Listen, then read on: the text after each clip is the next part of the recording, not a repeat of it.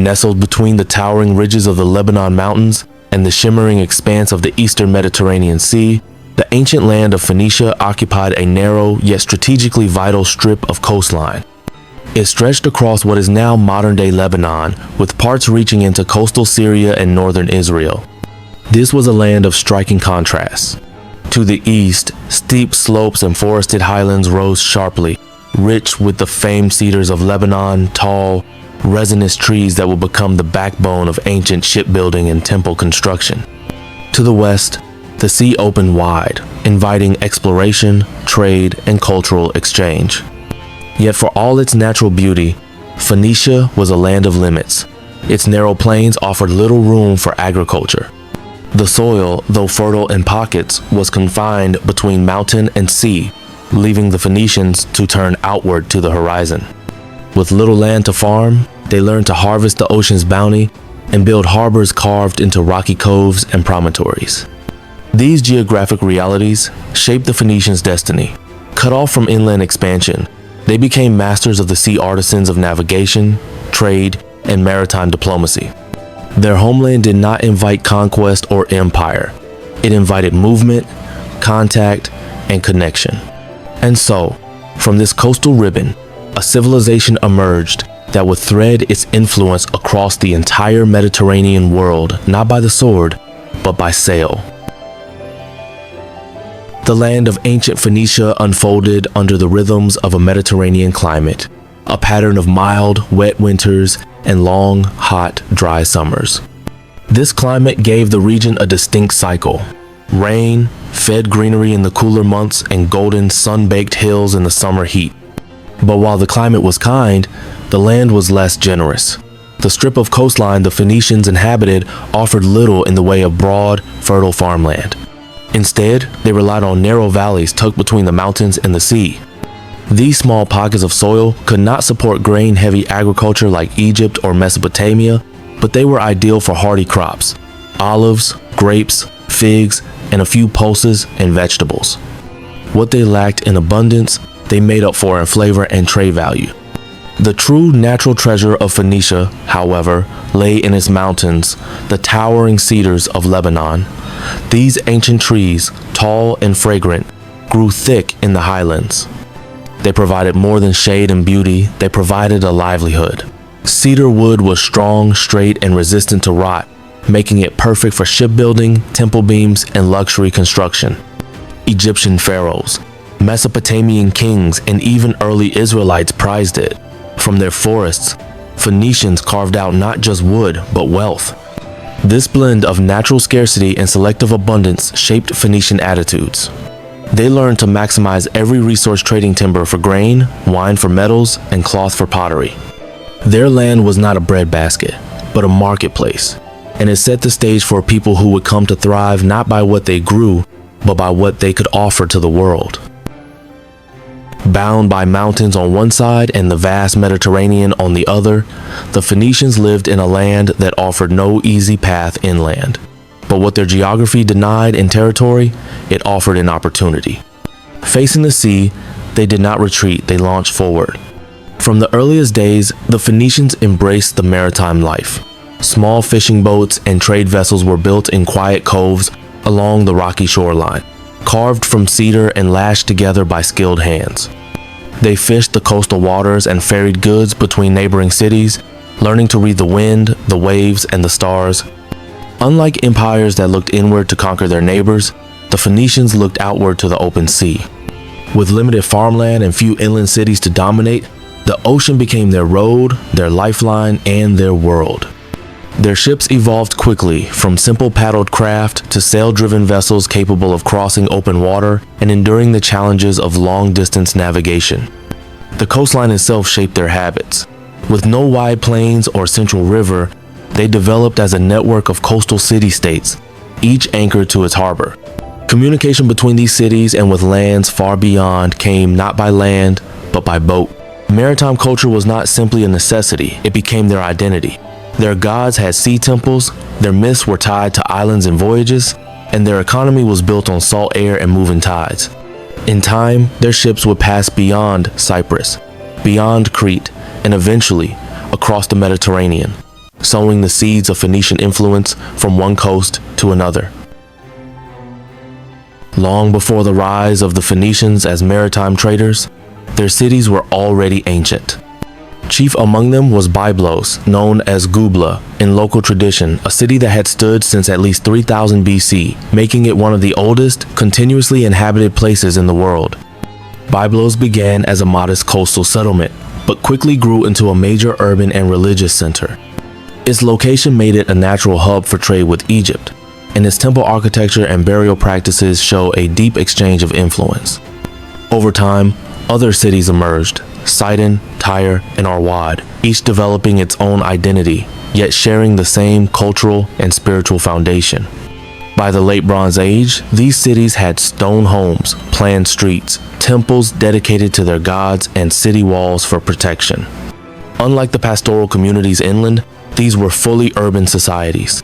Temples crowned hilltops, markets buzzed near harbors, artisans carved ivory, inscribed stone, and dyed fabrics in vibrant purple. Beneath their growth lay deep Canaanite roots. The gods they worshipped, the myths they told, and the art they created all echoed earlier Canaanite forms. But the Phoenicians did not merely copy, they evolved. Their religious symbols gained new forms. Their urban design grew more complex. The continuity between the Canaanites and Phoenicians was not a break, but a flow, a cultural river that carved new channels without losing its source. The earliest Phoenician cities were more than ports. They were living monuments. And in places like Byblos, that life has never stopped. The people we now call Phoenicians did not think of themselves by that name. To the Greeks, they were Phoenics, the purple people, named for the prized dye they exported across the Mediterranean. But to themselves, they were men and women of Tyre, of Sidon, of Byblos. They identified first with their cities, not with any broader national label. Linguistically, the Phoenicians spoke a language from the West Semitic family, making them close relatives of the Canaanites, with whom they shared cultural and religious roots. Their language, now known as Phoenician, evolved from earlier Canaanite dialects and remained in use for centuries, even after their political independence faded. By around 1050 BC, the Phoenicians had developed their own written script, one of the first fully alphabetic systems in human history.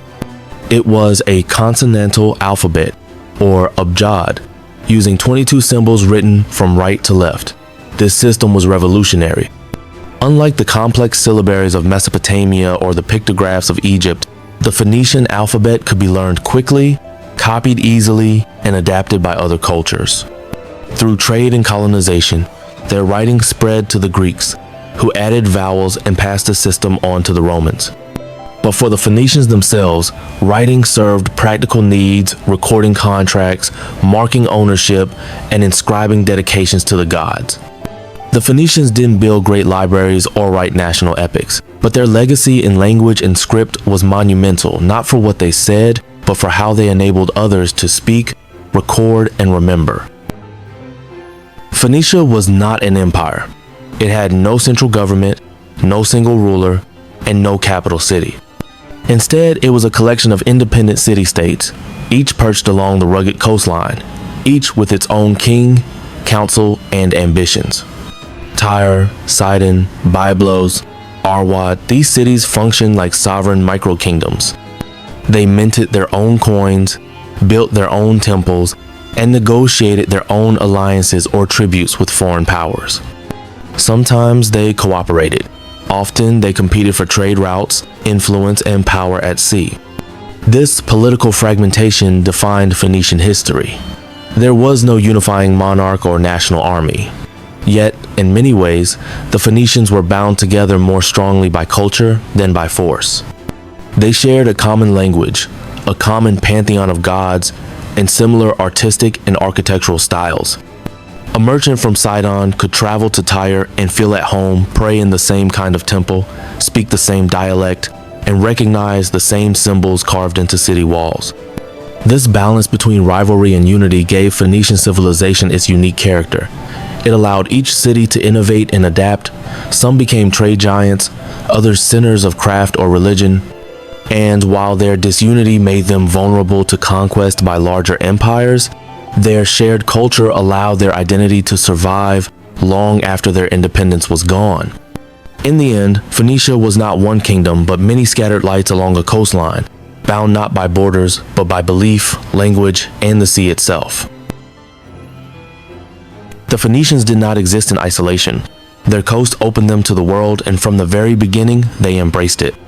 Surrounded by powerful neighbors, they chose not to challenge them in war, but to connect with them through trade, diplomacy, and cultural exchange. Their relationship with Egypt was especially long-lasting.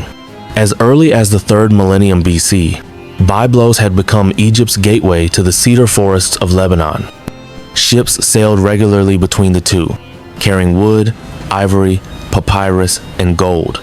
Egyptian influence left its mark on temples, burial customs, and art, but it did not erase Phoenician identity. Instead, it became part of it. From the Mesopotamians, they absorbed decorative motifs, winged figures, sacred trees, lion guardians, which they reimagined in ivory carvings and metalwork. From Anatolia, they took stylized animal forms, and from the Hittites, elements of royal iconography and temple design.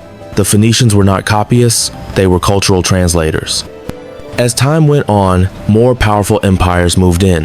The Assyrians, seeking tribute and control, left a heavy footprint. Phoenician kings had to send ships for Assyrian wars and pay heavy taxes. In exchange, they often received royal protection and access to new markets. Even under pressure, the Phoenicians remained distinct, never absorbed, always adaptive. They borrowed from others, yes, but what they borrowed, they transformed.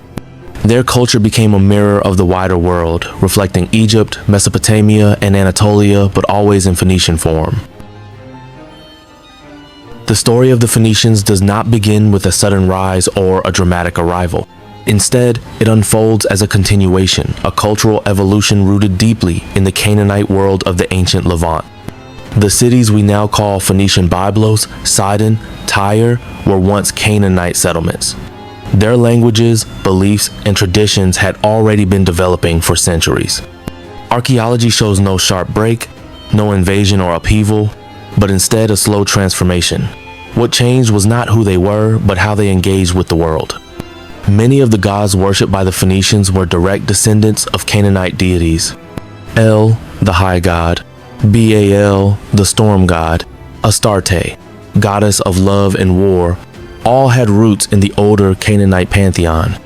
Their names, symbols, and myths lived on, reshaped to fit a new age of sea trade and cultural contact. Canaanite art and architecture also survived. Sacred motifs, palm trees, winged creatures, mountain altars continued in temple carvings and metalwork. But now they appeared alongside new influences, Egyptian patterns, Mesopotamian forms, Anatolian style. The Phoenicians absorbed without losing. What truly distinguished the Phoenicians was not that they broke from the past, but that they carried it forward. They gave the Canaanite tradition new energy and a maritime identity.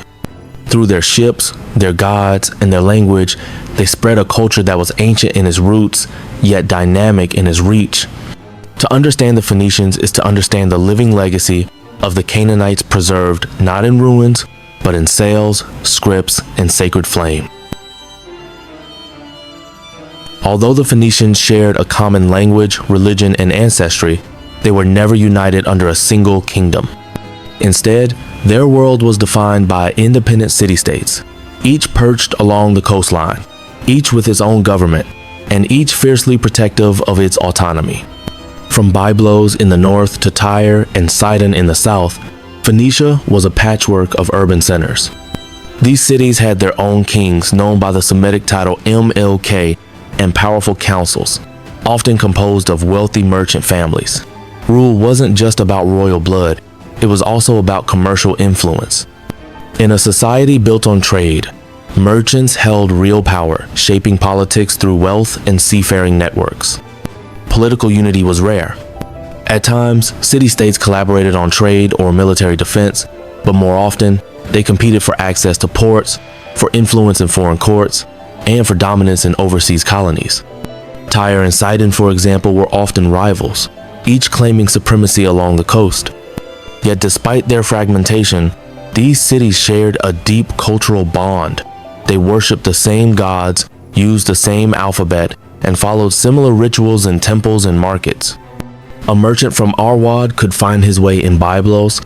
A priest from Sidon would recognize the sacred fire in a Tyrian shrine.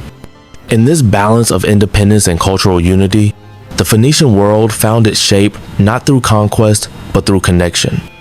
Like the coastline they lived on, it was a civilization of separate stones, held together by shared waves. Within each Phoenician city-state, power centered on a single figure, the king, or MLK, a ruler who combined both political and religious authority. He governed not only by decree, but also by divine duty, often serving as high priest in rituals to the city's patron god. A king presided over civic life, negotiating trade agreements, overseeing temple construction, and commanding military defenses.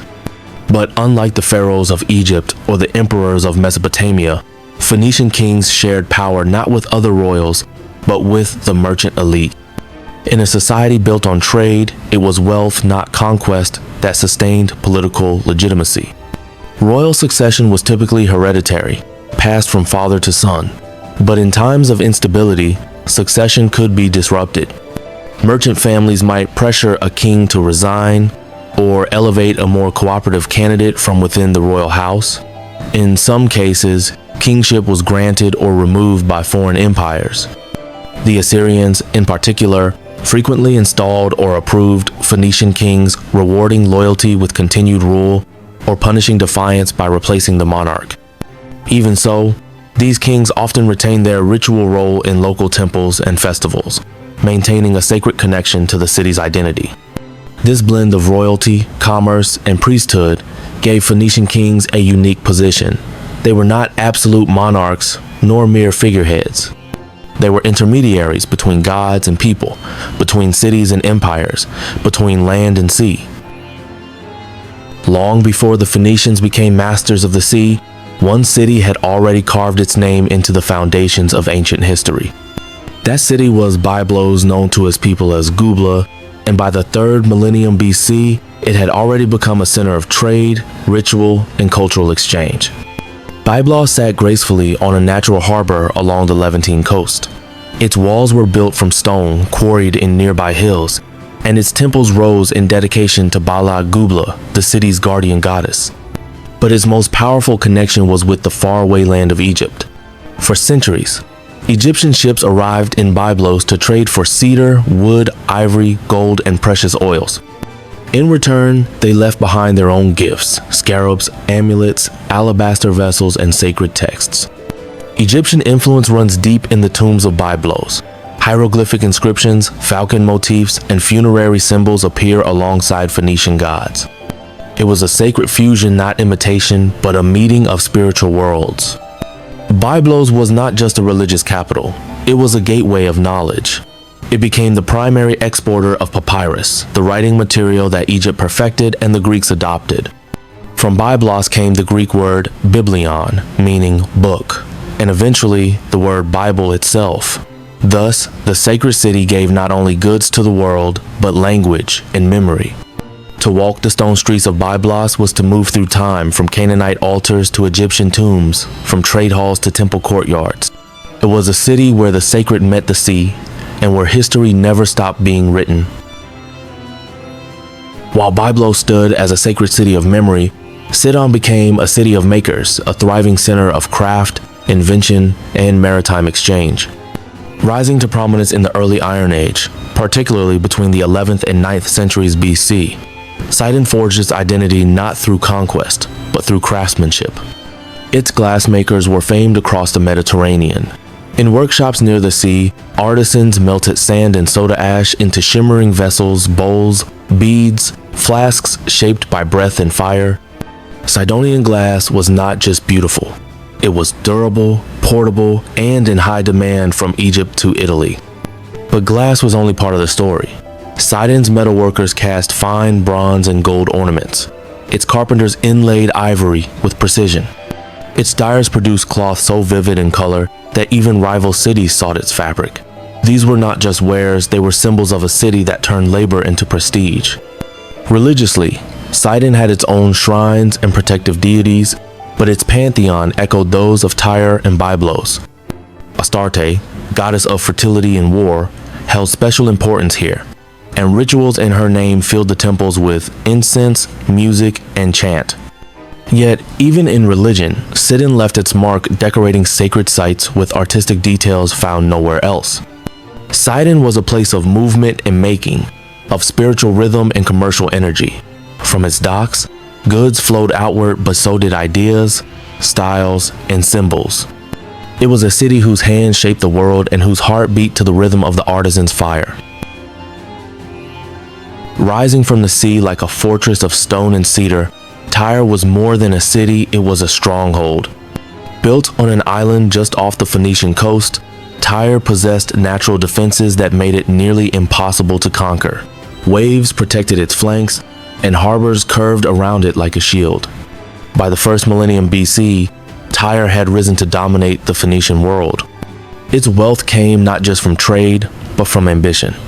Tyre was the engine behind Phoenician colonization, sending ships westward to Cyprus, Malta, Sicily, and beyond. Most famously, it founded Carthage around 814 BC, a colony that would one day rival Rome. Wherever Tyre went, it planted temples, markets, and language, a seafaring empire without borders. Tyre's kings were bold and outward-facing. They negotiated with Assyrian rulers and paid tribute to avoid war, but also resisted when they could. During the siege by Babylon, Tyre held out for 13 years behind its walls, surviving by sea. Later, when Alexander the Great demanded surrender, Tyre refused and endured another massive siege. Only by building a land bridge across the sea did Alexander finally break the island's resistance. But even under siege, Tyre never lost its spirit. It remained a maritime powerhouse, known for its shipyards, engineers, and merchant fleets.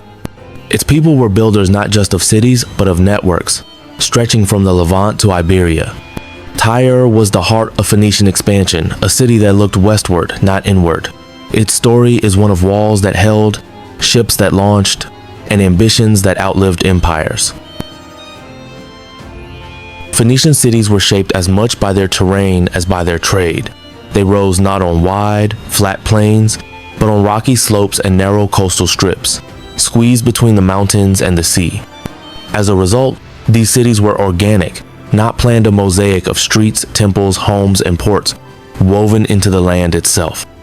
At the heart of most cities stood a temple complex, often raised above the rest, a spiritual and civic center dedicated to deities like Baal, Melkart, or Astarte. From these high places, stone-paved paths wound downward to bustling marketplaces where merchants sold textiles, glassware, incense, and bronze tools. The cities were enclosed by walls, not only for protection, but to mark sacred space and social order. Tyre, the maritime titan, was exceptional. Built partly on an island, it featured two harbors, one facing north, the Sidonian harbor, and the other south, the Egyptian harbor. This gave Tyre unmatched flexibility in trade and military maneuvering. Ships could arrive from both directions, and the city could resist siege from land or sea. The streets of Phoenician cities were narrow, uneven, and winding, adapted to hills, cliffs, and coves. Unlike the gridded cities of later empires, Phoenician urban design was pragmatic, not monumental. Water cisterns were cut into rock, drainage channels ran under stone slabs, homes had flat roofs, small courtyards, and were often stacked along the slope. These were cities built to endure, not impress shaped by stone, sea, and centuries. They whispered a different kind of power, not imperial grandeur, but ingenuity, adaptability, and a deep understanding of the land they called home. Phoenicia was not a nation, it was a constellation. Each city shone on its own, independent and proud, separated by hills, harbors, and ambition. And while they spoke the same language and worshipped the same gods, Phoenician city-states were often rivals first, neighbors second. Tyre and Sidon, in particular, vied for dominance. Both were powerful ports. Both claimed prestigious lineages. And both sought to control trade routes to Cyprus, to Egypt, to the Western Mediterranean. They competed over colonies, merchants, and influence in foreign courts. When one city grew strong, the others took notice, sometimes with diplomacy, sometimes with suspicion. Yet rivalry did not mean war. Phoenician competition was commercial, not imperial. It played out on docks and shipping ledgers, not on battlefields.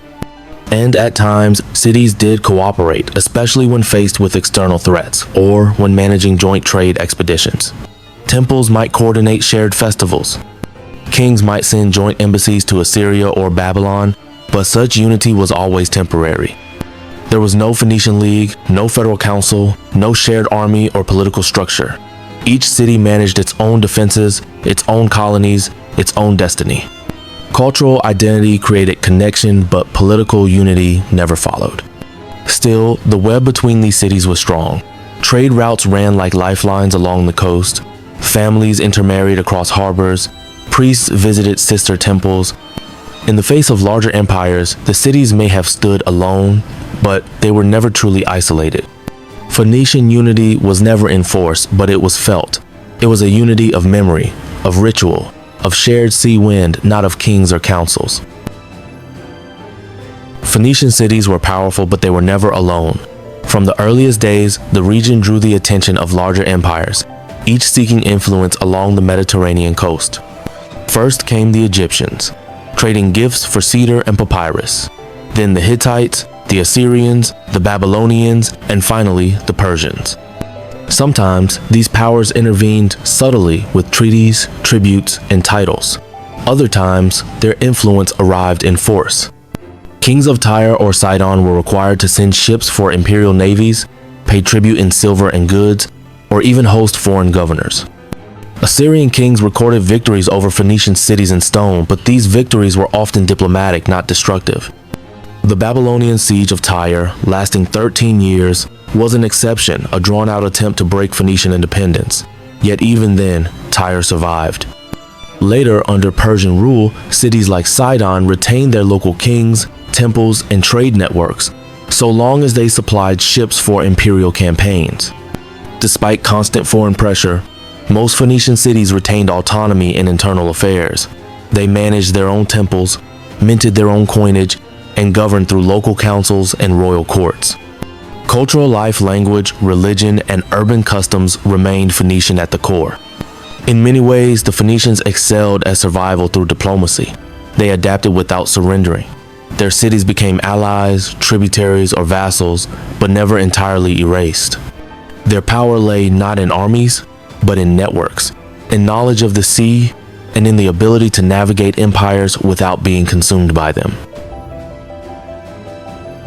For the Phoenicians, the sea was not a barrier, it was a bridge. Their homeland was narrow and rocky, pressed between mountains and sea, with limited farmland and few inland riches. But where the earth gave little, the water gave much. They turned outward building ships, mastering currents, and reading stars. From small coastal harbors, they launched a vast maritime network that stretched across the eastern Mediterranean and beyond. Their ships sailed to Cyprus for copper, to Egypt for gold and papyrus, to the Aegean for pottery, and to North Africa and Iberia for silver and tin. These were not voyages of conquest. They were voyages of connection, linking cultures through commerce, language, and craft. Phoenician traders did not simply exchange goods. They transmitted symbols, rituals, and technologies. In every port, they left behind amphorae, beads, and scrolls, and sometimes ideas.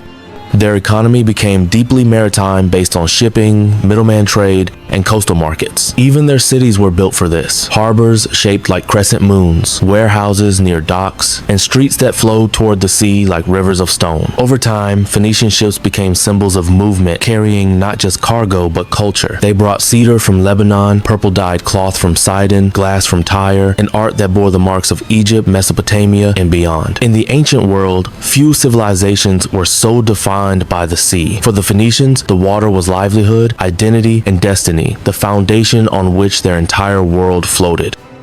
Phoenician ships were not just vessels, they were floating marketplaces, heavy with the most sought-after goods of the ancient world. From the harbors of Tyre and Sidon, they carried luxury exports that dazzled foreign courts and temples alike.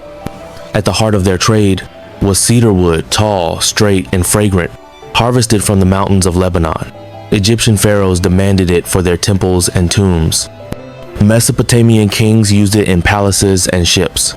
It was strong, sacred, and almost impossible to get elsewhere.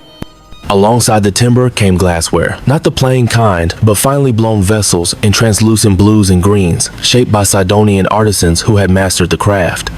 These glass goods were prized in palaces from Egypt to Anatolia. Perhaps most iconic were the purple-dyed textiles. Made using dye from crushed murex sea snails, Tyrian purple was labor-intensive and expensive. The color became a symbol of royalty and divinity, worn by emperors, priests, and elite warriors. The Phoenicians also traded ivory carvings, metal jewelry, fine bronze tools, and painted pottery, often adorned with hybrid motifs drawn from Egyptian, Mesopotamian, and Canaanite traditions. These weren't just goods, they were statements of status, used in rituals, banquets, and burial offerings. To carry the weight of their trade empire, the Phoenicians needed more than cargo, they needed craft, and nowhere was their genius more evident than in the design of their ships. Among their innovations was the Bireme, a warship powered by 2 levels of oars. This design gave Phoenician ships speed, stability, and the ability to maneuver quickly in tight harbors or open seas. Their hulls were long and narrow, crafted from Lebanese cedar, sealed with pitch, and bound with ropes threaded through drilled planks, a technique that added both strength and flexibility. But building ships was only half the art. The other half was knowing how to sail them. The Phoenicians developed advanced navigation techniques long before compasses were invented. They followed the stars, memorized coastal landmarks, and understood wind patterns like few others in the ancient world. Their sailors mapped the shorelines of Cyprus, Crete, North Africa, and Iberia, possibly even reaching Britain's 10 mines. Their harbors were just as sophisticated. Tyre, for example, had dual harbors, one facing north, the other south, providing shelter and options regardless of wind direction. These ports included stone quays, dry docks, and even designated repair zones. The layout of the cities often revolved around maritime logistics. For the Phoenicians, shipbuilding and navigation weren't just technologies, they were arts. Each vessel was a reflection of their mastery of wood, wind, and water. And each journey they made extended not only their economy, but their presence, knowledge, and influence across the sea. From their narrow coastal homeland, the Phoenicians launched a network that touched nearly every corner of the ancient Mediterranean. Their ships became common sights in harbors from Egypt to Spain, and their merchants helped stitch together a world of trade, diplomacy, and cultural exchange. Sailing west from Tyre or Sidon, they reached Cyprus, where copper was abundant, and Anatolia, where silver and horses were traded. They moved through the Aegean, exchanging goods with the Greeks, and south to Egypt, where they had centuries-old commercial ties. Westward, they touched the shores of Crete, Sicily, and Sardinia, establishing outposts and buying influence. Farther still, they reached the Iberian Peninsula, drawn by silver and tin. And though still debated, ancient accounts, particularly from Greek and Roman sources, suggest that Phoenician ships may have reached Britain in search of Cornish tin, a crucial ingredient in bronze production. But not all trade was maritime. The Phoenicians forged overland partnerships with groups like the Arameans and inland Levantine communities. These routes funneled goods, including spices, textiles, and livestock, from Mesopotamia and Arabia toward the Mediterranean coast. At their height, Phoenician trade blended land and sea, mountains and harbors in a system as flexible as it was vast. They didn't conquer, they connected. Their power lay in routes, not borders, in access, not armies. And every trade route they opened became a bridge not just for goods, but for ideas, alphabets, and gods. From the Pillars of Hercules to the banks of the Nile, the Phoenicians mapped a world that moved one ship, one partner, and one harbor at a time. As their trade networks grew wider, the Phoenicians needed more than ships and sea routes. They needed anchors, outposts, safe harbors, strategic footholds. So, beginning around the 10th century BC, they began to establish colonies not to build an empire, but to sustain a commercial web that spanned continents. These colonies were placed with precision. Kishan, on Cyprus, gave them access to copper. Gadir, now Cadiz, on the Atlantic coast of Iberia, opened routes to silver and tin. Malta provided a vital mid-sea refueling point. Macha, off the coast of Sicily, secured routes between Italy and North Africa. And in Tunisia, the city of Utica became a major western hub long before Carthage rose to power. Phoenician colonization was usually peaceful. They didn't arrive with armies, they arrived with goods. They negotiated with local populations, built temples to their gods, and established trade zones. Many colonies began as seasonal trading posts and grew into permanent cities over generations. Each colony retained ties to its founding city, often Tyre or Sidon, but also developed its own character. Colonies became cultural hybrids, where Phoenician, religion, art, and language blended with local customs. Shrines to Astarte and Melkart stood beside foreign marketplaces. Even scripts merged, influencing later writing systems from Iberia to Italy. This overseas expansion was not about domination, it was about distribution. It allowed the Phoenicians to control resources, trade timing, and regional access without needing land-based conquest. Wherever they landed, they left a footprint of cedar, purple cloth, and sacred flame, and in doing so, they transformed the entire Western Mediterranean into a connected maritime world.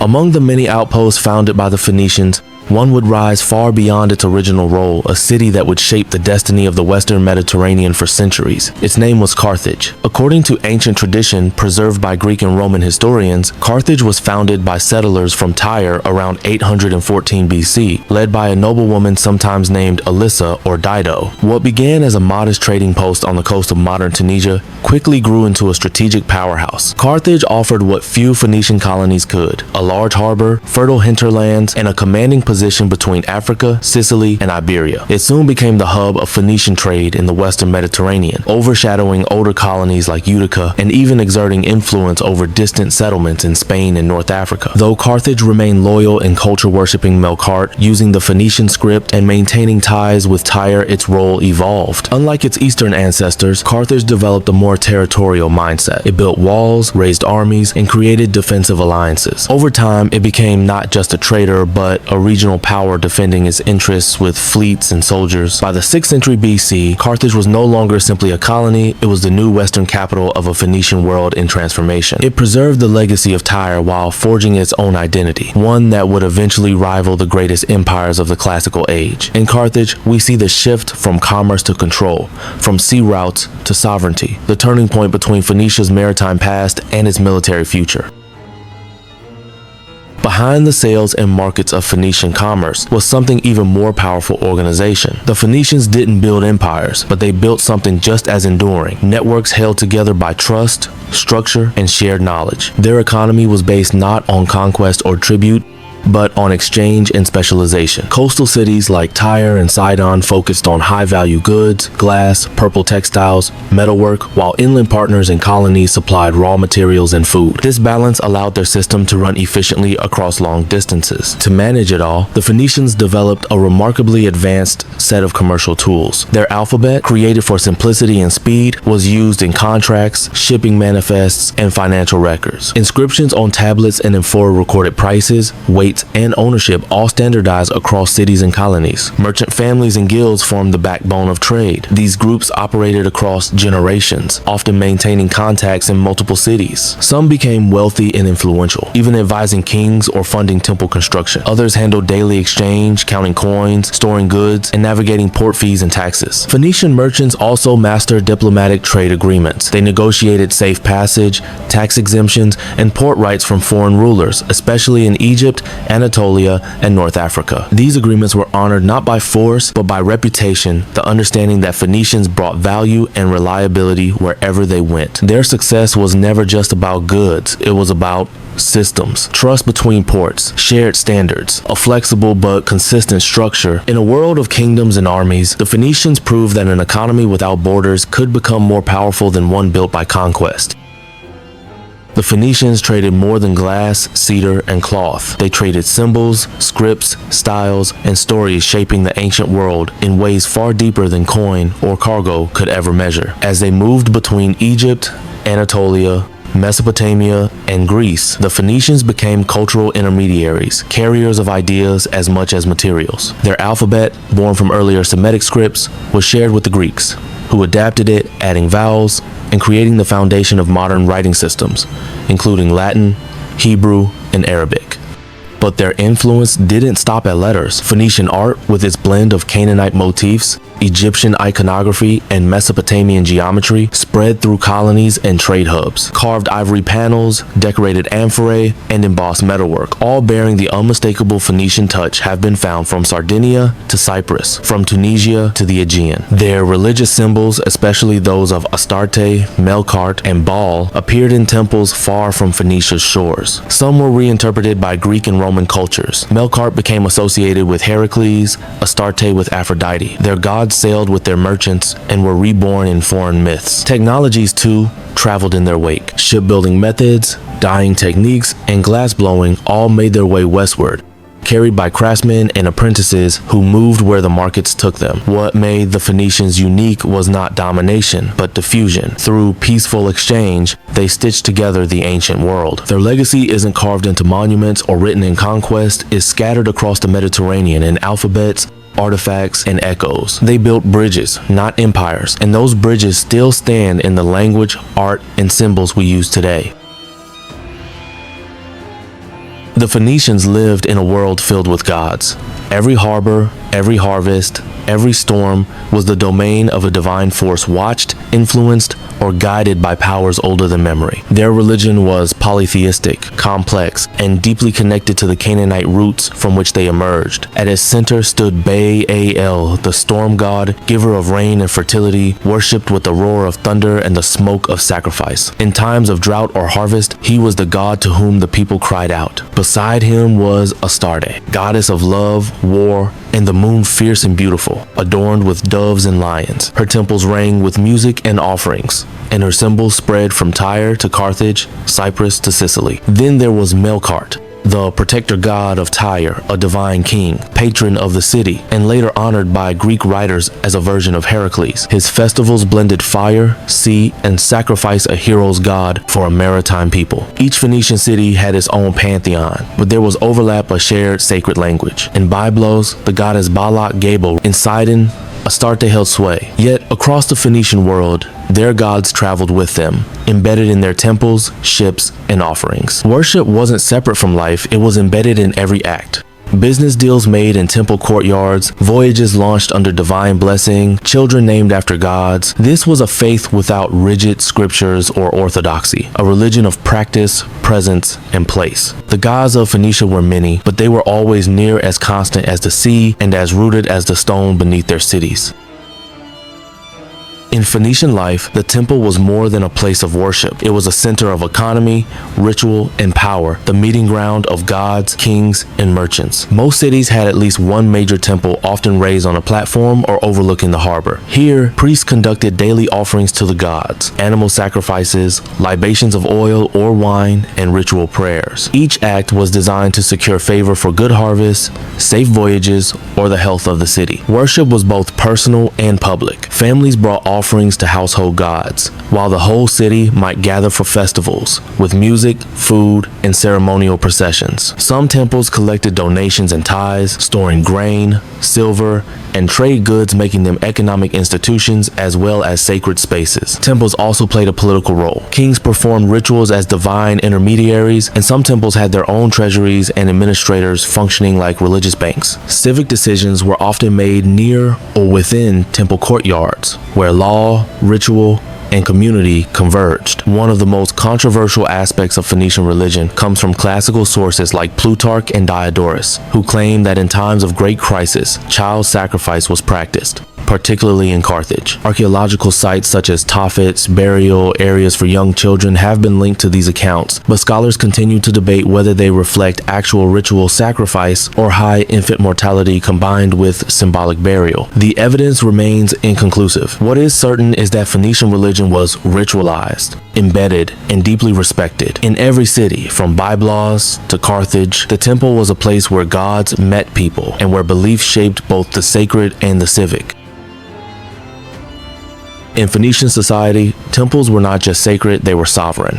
And those who led them, the priests, held authority that reached far beyond ritual. Priests were drawn from elite families, educated in ritual, astronomy, and law. They oversaw daily offerings, interpreted omens, managed temple wealth, and maintained divine order. In many cities, they also served as judges, advisors, and guardians of tradition. Their authority was religious, but also deeply administrative. In some cases, that sacred authority extended all the way to the throne. Certain Phoenician kings held priestly titles, performing sacrifices and overseeing festivals in person. This fusion of roles strengthened royal legitimacy. The king was not just a ruler, but a representative of the gods. In Tyre and Carthage especially, religious and political leadership often overlapped. Temples themselves were among the most powerful institutions in the city. They owned land, collected tithes and offerings, and managed labor forces. Temple estates produced grain, wine, and textiles. Temple treasuries stored silver, kept financial records, and even issued loans. In many ways, the temple was both a spiritual sanctuary and a kind of city bank. Priests also controlled sacred knowledge. They preserved genealogies, trained scribes, and performed rites that linked the people to their gods. Their authority was not enforced through armies, but through custom, literacy, and ritual power, a quiet but enduring influence. To walk into a Phoenician temple was to step into the nerve center of the city where belief, economy, and politics were braided together under the watchful eyes of gods and their earthly stewards. Phoenician art was a mirror not just of what they believed, but of where they had been and whom they had touched. In temples, palaces, workshops, and tombs, they crafted a world that blended local identity with global influence. Their artisans borrowed freely and skillfully. From Egypt, they adopted lotus flowers, sphinxes, and falcon motifs. From Mesopotamia, they drew on winged beings, mythic beasts, and geometric precision. From the Aegean, they absorbed flowing lines, marine imagery, and ceramic forms. But they didn't merely copy, they synthesized. A Phoenician seal might show a Mesopotamian-style guardian next to a Canaanite sacred tree. An ivory plaque might blend Egyptian posture with Phoenician script. Their work was hybrid by design, a visual language meant to bridge cultures. Popular motifs included winged sphinxes, griffins, sacred trees, and solar disk symbols of power, protection, and divine order. These appeared on amulets, jewelry, furniture inlays, stone reliefs, and especially ivory carvings, which were highly prized in foreign courts. This adaptability wasn't just artistic, it was strategic. By crafting objects that felt familiar to multiple cultures, Phoenician artisans made their products desirable across Egypt, Assyria, Greece, and beyond. Their art became a common visual currency of the Mediterranean elite. And in their colonies, art served as a cultural glue blending Eastern forms with local traditions. Whether in Mocha, Carthage, or Gadir, you could find Phoenician gods carved in local stone, wearing hybrid crowns under foreign skies. Phoenician art was not monumental like Egypt's or philosophical like Greece's. It was interwoven, portable, symbolic, connective. Through art, the Phoenicians told a story not of domination, but of dialogue, creativity, and adaptation. Phoenician cities were not built to impress, they were built to work. To support trade, house families, protect sacred sites, and survive on rugged terrain. Their architecture reflected not grand empire, but practical brilliance rooted in geography and need. Most cities sat on narrow strips of coastline, hemmed in by mountains and sea. Instead of straight grids, Phoenician streets often followed the natural slope of the land, winding, layered, and compact. Homes were built on terraces, sometimes stacked 2 or 3 stories high, with stone foundations and wooden upper floors. At the heart of the city stood the temple, not always massive, but richly decorated. Religious buildings were adorned with carved columns, colored tiles, and sacred engravings. Altars stood in courtyards, surrounded by storage rooms, archives, and priest quarters. These were both spiritual centers and architectural anchors. Urban planning prioritized function. Cities like Tyre and Sidon had fortified walls, watchtowers, and stone gates. Defensive structures were essential not just against invaders, but to control harbors, markets, and civic life. Harbors were masterworks of Phoenician design. Docks, breakwaters, and artificial basins created safe mooring spaces even in rocky bays. Cities like Tyre had dual harbors, one for military vessels, the other for trade, a sophisticated layout rarely seen elsewhere in the ancient world. Markets, workshops, and warehouses clustered near the port. Beyond them, houses, gardens, and shrines filled the rising slopes. Each city was unique, shaped by local needs, but all shared a balance of trade, faith, and defense. To walk through a Phoenician city was to see function in motion, a living network of stone, wood, ritual, and salt air tied together by the sea.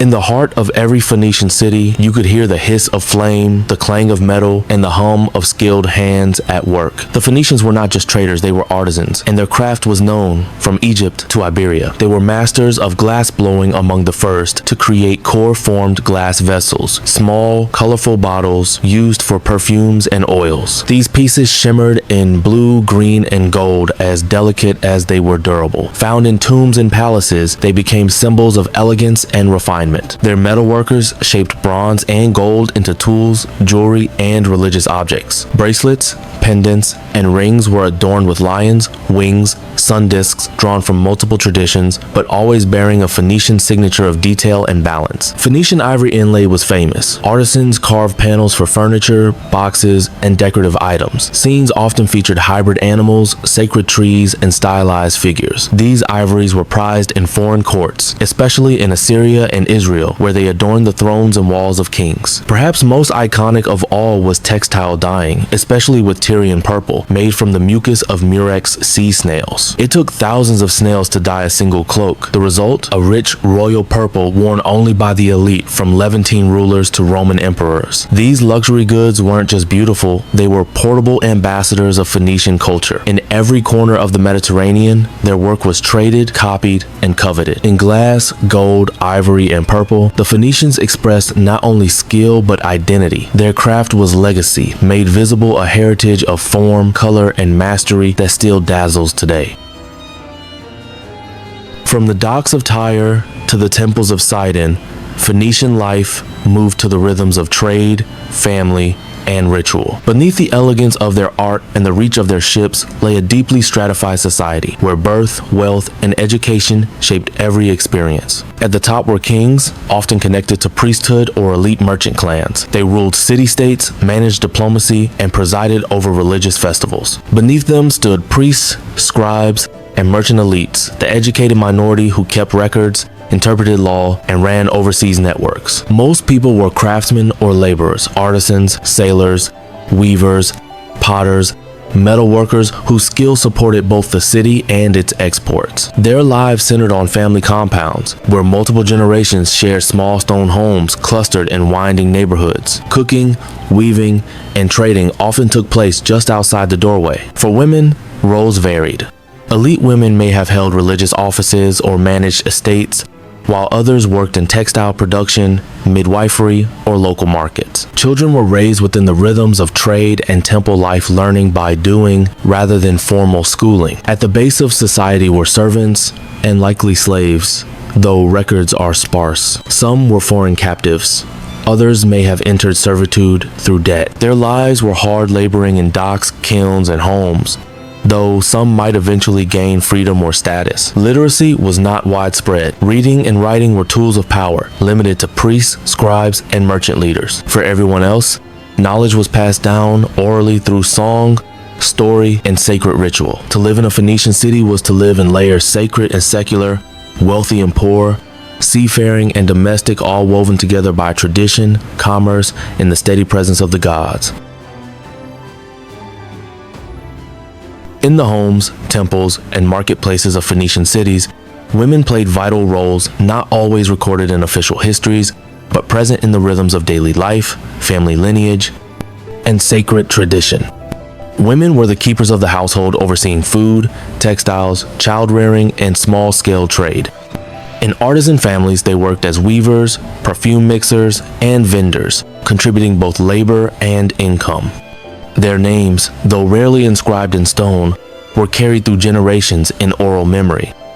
In religion, women took on prominent roles, especially as priestesses of Astarte, the goddess of love, fertility, and war. In cities like Sidon and Byblos, and especially in colonies like Carthage, priestesses led processions, performed music and ritual dances, and maintained temple spaces.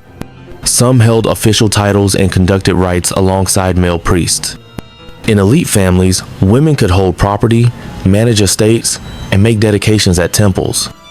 Inscriptions from Byblos, Tyre, and Carthage occasionally preserve female names linked to donations, construction, or lineage. Though they did not hold formal civic office, their influence within noble houses could be substantial. Marriage was central to social structure. Families arranged unions for economic and political alliances. Wives were expected to maintain religious observance and family honor. Children were raised with stories of gods, sailors, and sacred rites bound into a web of lineage, trade, and tradition. While Phoenician society was patriarchal, it left space especially in spiritual life for female visibility and power. In the flickering oil lamps of temple courtyards, in the fabric of homes, and in the names carved softly in stone, the presence of women endures. In a world of towering temples and complex empires, the Phoenicians left behind something far more enduring: a new way to write. Simple, elegant, and portable, the Phoenician alphabet became one of the most influential inventions in human history. It emerged around 1050 BC, likely in the city of Byblos, and evolved from earlier Proto-Canaanite writing itself, inspired by Egyptian hieroglyphs and Mesopotamian signs. But unlike those older systems, which used hundreds of symbols, the Phoenician script used just 22 characters. Each one represented a consonant sound, no vowels, no pictographs, no elaborate rules. This made it an abjad, a writing system focused on sounds, not pictures. It was written right to left, etched into stone, inked onto papyrus, or scratched into pottery. For traders, ship captains, and scribes, it was revolutionary. Fast to learn, easy to reproduce, and compact enough to travel in a pocket or mind. At first, the script was used mainly for commercial records and official inscriptions. Clay tablets from Byblos, stone stelae in Sidon, and graffiti in temples and markets all bear its early marks. It was a script born of necessity, not for storytelling or religion, but for trade, identity, and transaction. And yet, in its simplicity, it held enormous power. The Phoenician alphabet would later inspire the Greek script, which added vowels, and from that, the Latin, Arabic, and Hebrew alphabets would all take form. The Phoenicians didn't just carry goods across the sea, they carried symbols, and those symbols reshaped how entire civilizations thought, remembered, and recorded the world. The Phoenician alphabet wasn't just revolutionary in form, it was flexible in use. Simple and compact, it could be carved, scratched, inked, or stamped on almost any surface. That versatility helped it spread not just across regions, but into daily life. Phoenician writing was always read right to left, a tradition that would continue in Hebrew, Aramaic, and later Arabic. In early inscriptions, letters were spaced evenly, with no vowels or punctuation. Skilled scribes learned to interpret meaning from context, guided by memorization and rhythm. The script appeared on stone, metal, pottery, ivory, and papyrus. Public inscriptions like dedications, treaties, and temple records were carved into limestone stelae or chiseled into building walls. These were meant to last, their clean lines etched by iron tools. For private or commercial use, scribes wrote on wax tablets, papyrus scrolls, or leather sheets. They used reed pens and natural ink made from soot, resin, and crushed minerals. These materials were light, portable, and perfect for merchants and scribes on the move. Short inscriptions also appeared in unexpected places, scratched onto pottery shards, stamped onto metal ingots, carved into sarcophagi, or incised on altar stones. Official seals often bore single names or brief prayers in Phoenician script, used to mark ownership or sanctity. Even trade goods carried letters, amphorae tagged with origin, weight, or contents, ensuring accurate delivery across hundreds of miles. Wherever the Phoenicians traveled, they left behind these marks, sometimes grand, sometimes barely visible. But in every case, the writing told a story of ownership, identity, offering, or remembrance. Through these materials, the alphabet became not just a tool, but a permanent part of the ancient world's physical fabric.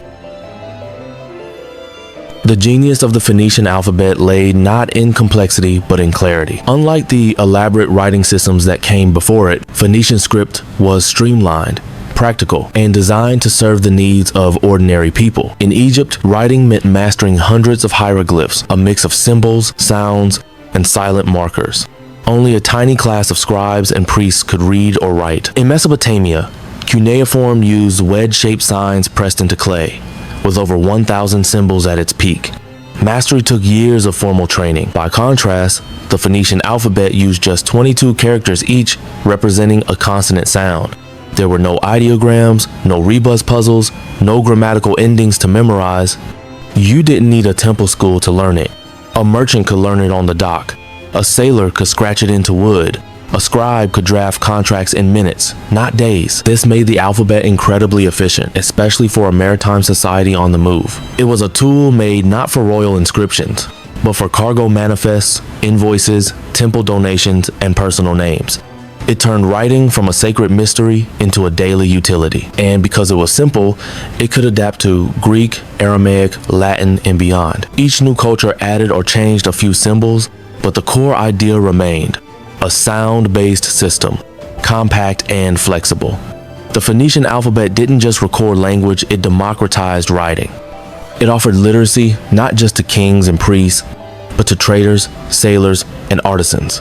And in doing so, it transformed the relationship between people and words forever. The Phoenician alphabet didn't stay in Phoenicia. Carried by ships, merchants, and scribes, it sailed west with every cargo of cedar and cloth. By the 8th century BC, it had reached Greece, and with that, the alphabet would enter an entirely new chapter. The Greeks adopted the Phoenician script and made a critical innovation. They added vowels. For the first time, a writing system could clearly represent both consonants and vowel sounds, creating the first true alphabet in the modern sense. This allowed for precise transcription of spoken language, making it ideal for poetry, philosophy, and history. Phoenician letters like Aleph, Beth, and Gimel became the Greek Alpha, Beta, and Gamma. The names changed, the forms shifted, but the core remained. This script would eventually evolve into the Latin alphabet, used across Europe today, and even in the English you're hearing now. The Phoenician script also moved eastward, where it influenced the development of Aramaic, the script of empires and trade for centuries. From Aramaic came the Hebrew, Syriac, and later Arabic scripts.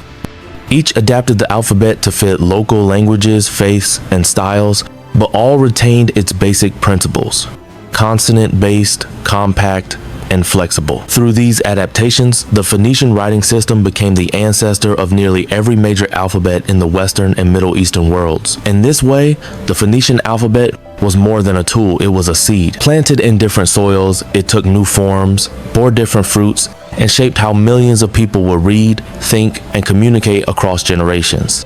It began with traders. It grew with civilizations. From merchant docks in Byblos to marble forums in Rome, the alphabet's journey was long and its legacy immense.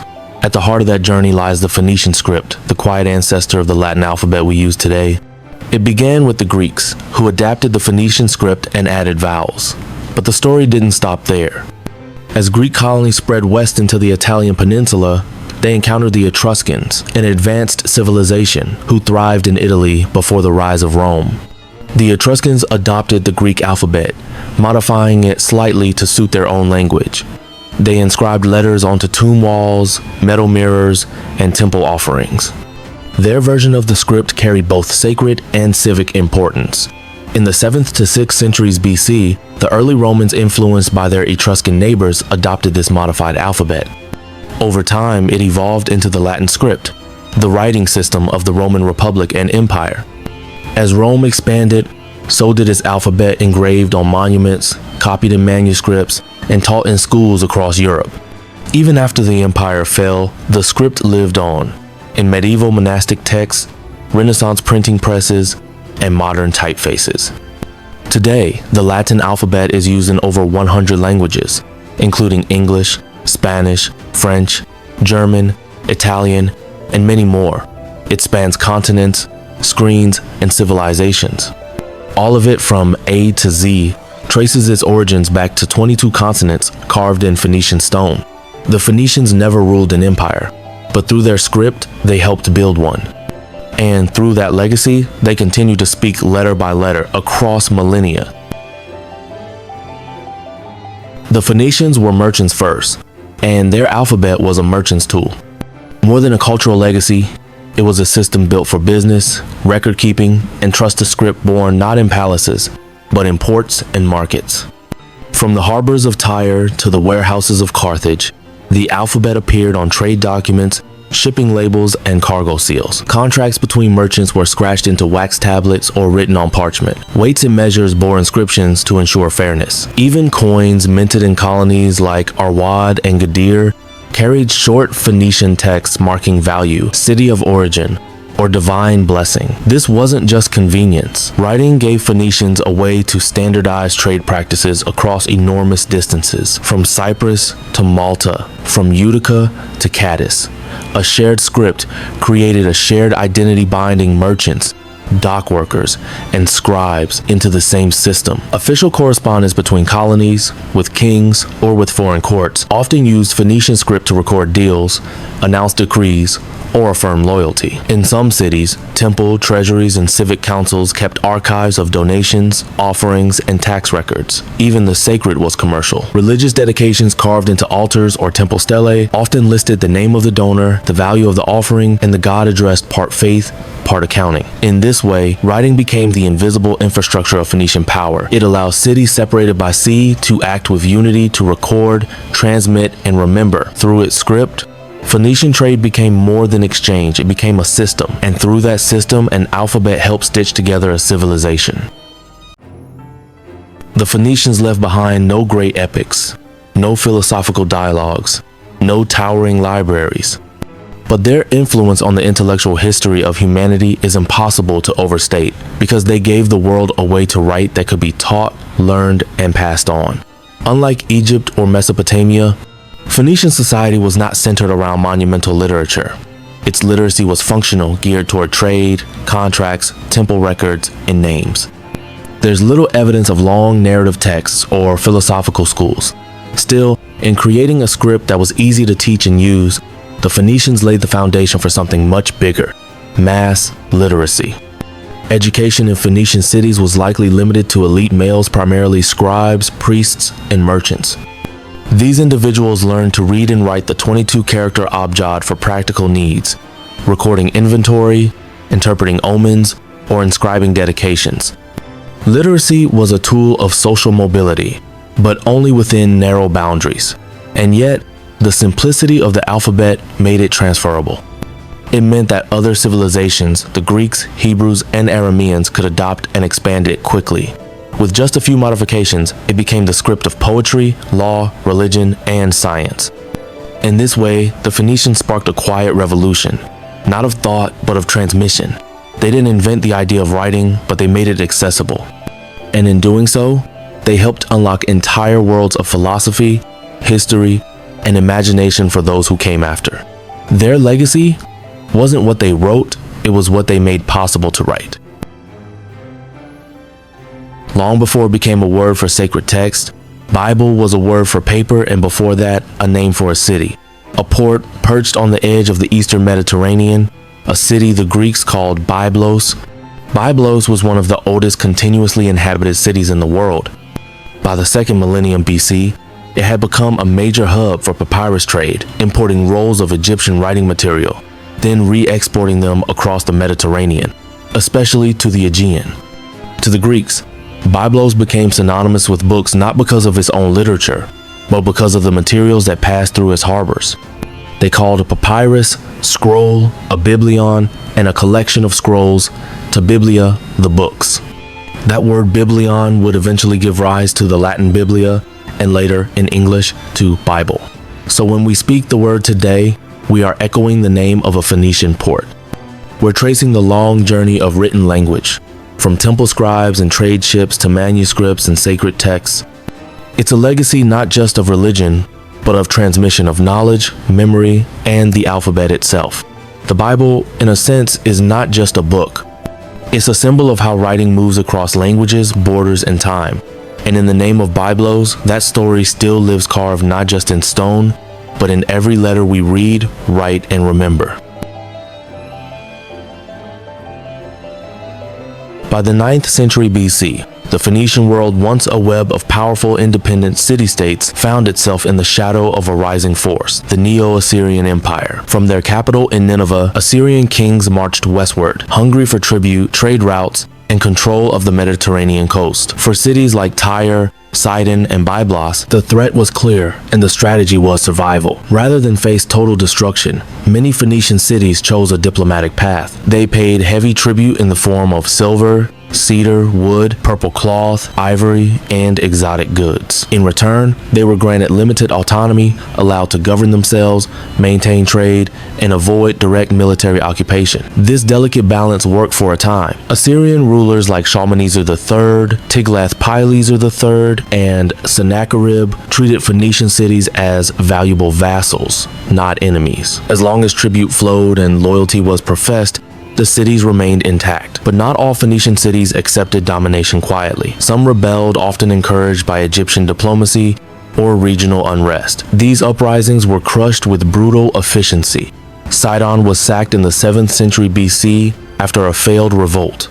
Its king was flayed, and its population deported. Tyre endured multiple sieges but often negotiated its way out. Despite the pressure, Assyria rarely annexed Phoenician cities outright. Their main goal was economic control, not colonization. As long as the ports remained open and tribute continued, the empire was satisfied. The Assyrian period tested the resilience and adaptability of Phoenician diplomacy. Through tribute, negotiation, and occasional resistance, the cities of Phoenicia survived, scarred but intact under the shadow of empire. As the Assyrian Empire crumbled in the late 7th century BC, a new power rose in Mesopotamia, the Neo-Babylonian Empire, led by Nebuchadnezzar II. And as Babylon pushed westward, Phoenician cities once again faced a familiar choice: submit or resist. The city of Tyre, proud and independent, chose resistance. Around 586 BC, Nebuchadnezzar launched one of the most remarkable sieges in ancient history, a 13-year blockade against the fortified island city of Tyre. From the mainland, Babylonian engineers built causeways and siege engines, but Tyre's naval strength and offshore defenses proved nearly impenetrable. The siege dragged on through diplomacy, attrition, and stalemate. Tyre's population endured hunger, isolation, and internal strain. But unlike Sidon a generation earlier, Tyre refused to fall. Eventually, around 573 BC, Tyre surrendered, not through conquest, but through negotiation. The city avoided destruction, but at a price. It accepted Babylonian authority, likely replacing its king with one approved by Nebuchadnezzar. Tribute resumed, independence dimmed. This siege marked a turning point. Under Assyrian rule, Phoenician cities had enjoyed a degree of autonomy in exchange for loyalty. Babylonian control was more intrusive, especially for Tyre, with royal appointments, political oversight, and tighter imperial alignment.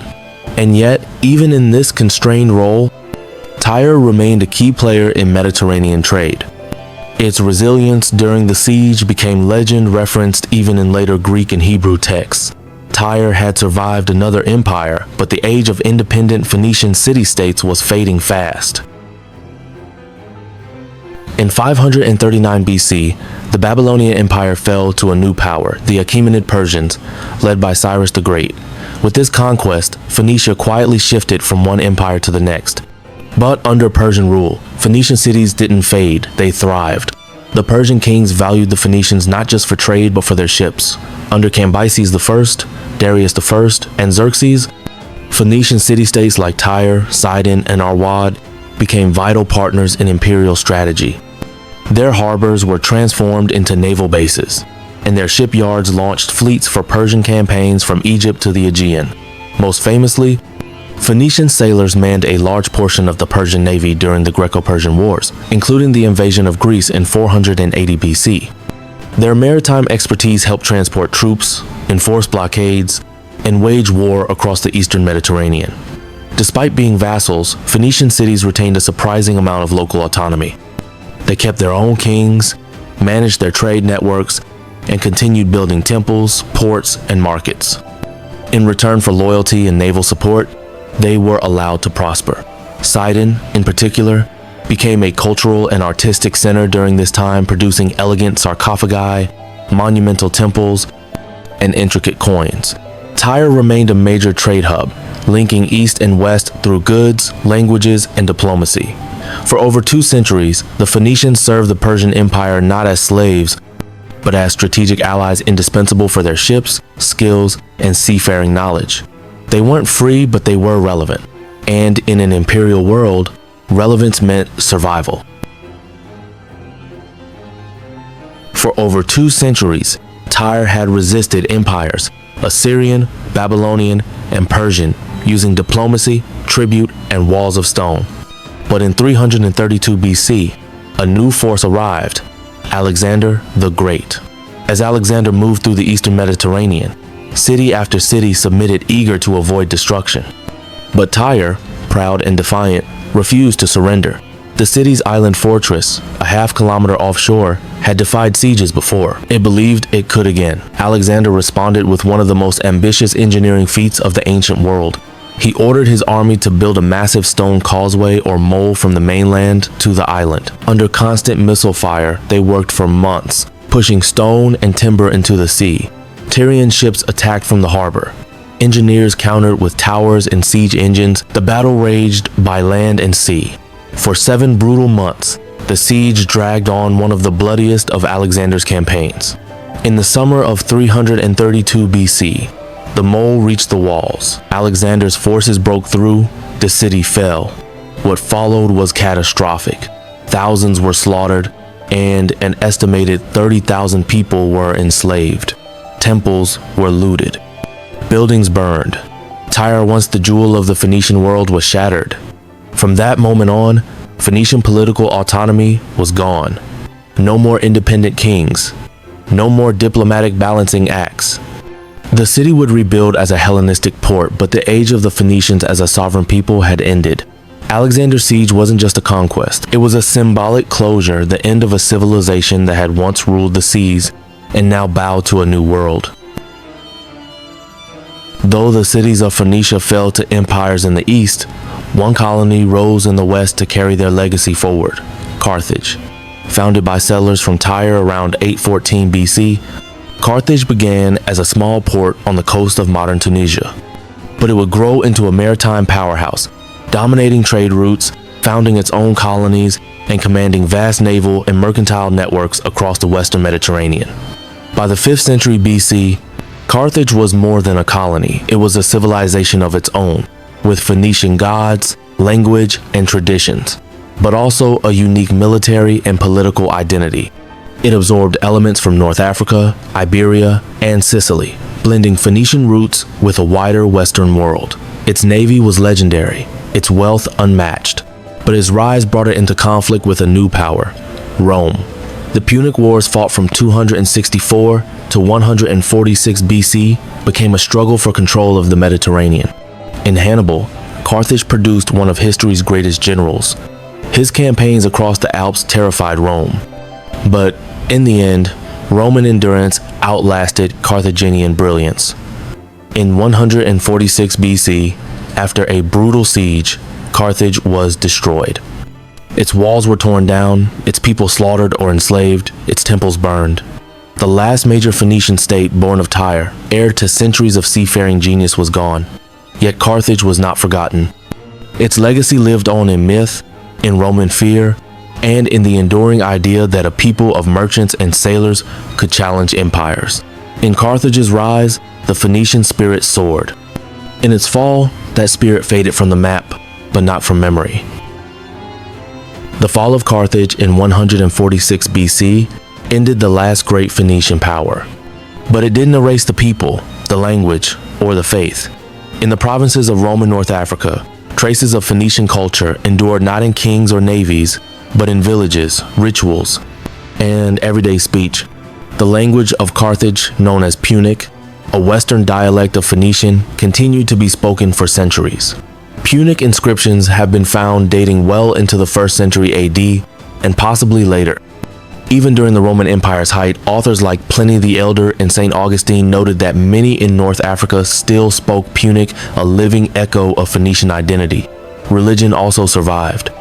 Despite Roman temples and imperial cults, local populations continued to worship Baal, Hammon, Tanit, and other Phoenician deities, sometimes blending them with Roman forms.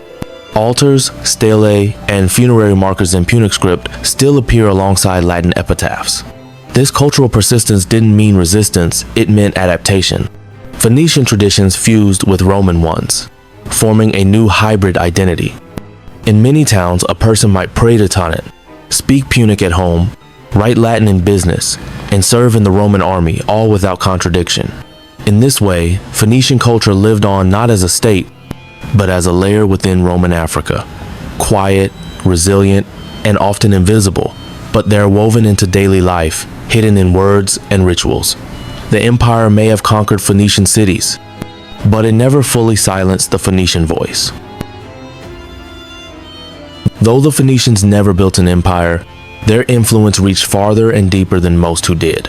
The most enduring legacy was their alphabet, born around 1050 BC, just 22 simple consonant signs carved on stone and inked on papyrus. That alphabet passed to the Greeks, who added vowels, and from there to the Etruscans, Romans, and much of the modern world. It also influenced Hebrew, Aramaic, and ultimately Arabic. In almost every letter we write today, there are echoes of Phoenician hand, but their impact didn't end with writing. As master shipbuilders, the Phoenicians perfected the bireme, a swift and agile vessel suited for long-distance trade and coastal warfare. Their deep-keeled cargo ships connected Egypt to Iberia, Sicily to the Levant, creating the first truly pan-Mediterranean commercial network. In navigation, they pushed farther west than any of their contemporaries, reaching Morocco, Britain, and possibly even the Canary Islands. Legends spoke of Phoenician captains who circumnavigated Africa centuries before the Portuguese. They introduced or refined glass-blowing, metalwork, and the famed Tyrian purple dye, extracted drop by drop from Murex sea snails. This dye became a symbol of royalty, worn by emperors, priests, and kings for 1,000 years. And in commerce, the Phoenician model, city-based, networked, and maritime-inspired future systems from Roman trading hubs to Islamic merchant fleets. The Phoenicians may have vanished as a political force, but their inventions, networks, and ideas flowed onward, absorbed, adapted, and passed down through time. They were connectors, transmitters, and innovators, and the world they shaped still speaks their legacy. Long after their cities crumbled and their language faded, the Phoenicians remain vividly alive, not in ruins, but in memory, identity, and national pride. Nowhere is this more visible than in modern Lebanon. For many Lebanese, the Phoenicians are more than ancient mariners. They are cultural ancestors, symbols of a seafaring past marked by innovation, trade, and resilience. Lebanese coins have featured the Phoenician alphabet. School books recount stories of Tyre, Sidon, and Byblos. Politicians and intellectuals, especially during the 20th century, often invoked Phoenician heritage as a way to emphasize Lebanon's distinctiveness, linking it to a Mediterranean legacy, separate from both Arab and Western narratives. This modern Phoenicianism celebrates the ancient city's cosmopolitanism, commercial skill, and cultural openness. In a region shaped by conflict and identity debates, the Phoenicians offer a neutral symbol of shared pride. But historians also raise cautions. Ethnic and cultural continuity across 3,000 years is complex. While there's some linguistic, geographic, and archaeological linkage, the idea of an unbroken line from Phoenician to modern identity risks oversimplifying history. The Phoenicians were never a single nation. They were a web of city-states, shaped by Canaanite roots, Egyptian influence, Assyrian control, and Greek reinterpretation. To claim them too rigidly is to miss what made them great: adaptability, hybridity, and exchange. Perhaps their truest legacy is not bloodline or border, but a spirit of connection, of moving between cultures, languages, and worlds. Today, whether in Beirut, Tunis, Cadiz, or Tyre, that spirit survives in stories, in symbols, and in the quiet pride of being from a land once ruled by the sea.